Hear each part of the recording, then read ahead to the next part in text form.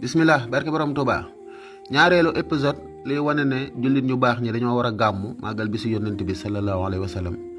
maa ngi ci saxiixu sunanu nasaa'i bu albani Muhammad Nasiruddin albani boo ca demee ci volume 3 bi page 451 dañoo jëlee xadis ci abi saxiid al xudri mu ne xaala muawiya dane radiyallahu anhu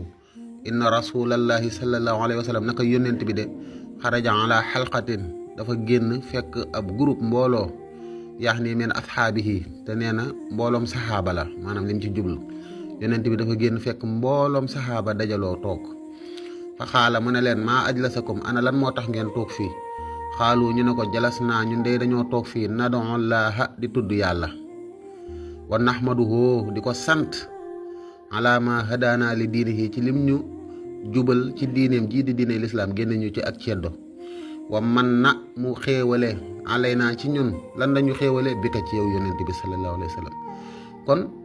saxaaba yi yonent bi ak xéewal la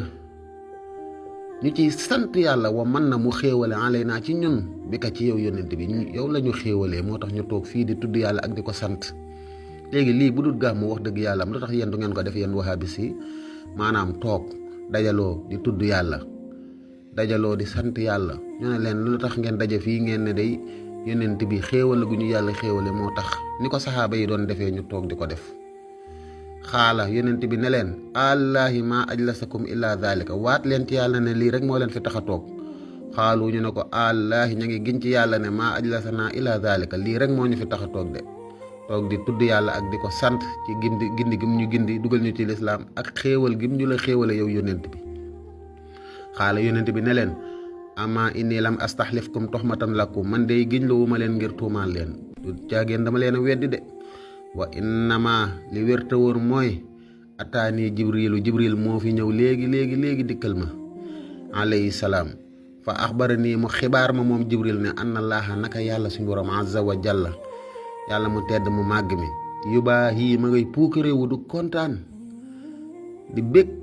bi kum ci yéen almalaykatu ca malaaka ya maanaam yàlla nga nekk ca malaaka ya naa leen xool leen sama jaam ñi ña nga nee dajaloo di sant ci gindi gi ma leen gindi ci lislaam ba pare xéewale leen yonent bi sallallahu alayhi wa sallam waaye yéen jullit ñu baax ñi lii bu dul gàmmu dajaloo di sant yàlla ci di ci bég ci xéewal gi la yàlla xéewale yonent bi ay wahabis yi génn leen suñu digganteeg yonent bi bàyyi ñu gàmmu yéen ginnaaw bëgg leen a jëfe sunna si ñun sunna la ñuy jëfe ma ngi nii yàlla ñu yàlla tàqaleeg yéen yàlla ñu yàlla musal ci wahabis yi nga xam ne dañoo bañ yonent bi lépp lu ñuy defal yonent bi ñoo ci jël ndaare bu ñuy julli ci yonent bi ñoo ci jël ndaare wahabis buy julli lu ëpp téeméeri yoon ci yonent bi mosuma koo gis bu ñuy tagg yonent bi wahabis yi ñoo ci jël ndaare bu ñuy ziyaare yonent bi ñoo ci jël ndaare bañ nañ ko wax dañ koy tere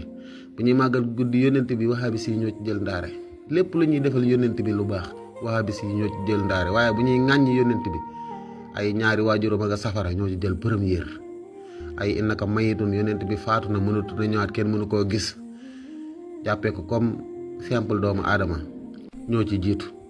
kon xadis bii day tegtale ne jullit ñi war nañoo dajaloo feeñal seen mbégte di sant yàlla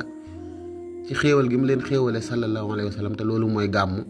ñu def ko nag guddi gàmmu yàlla nañ ci teeweeg jàmm te am ci ngërëmal suñu borom jërëjëfe borom Tuubaa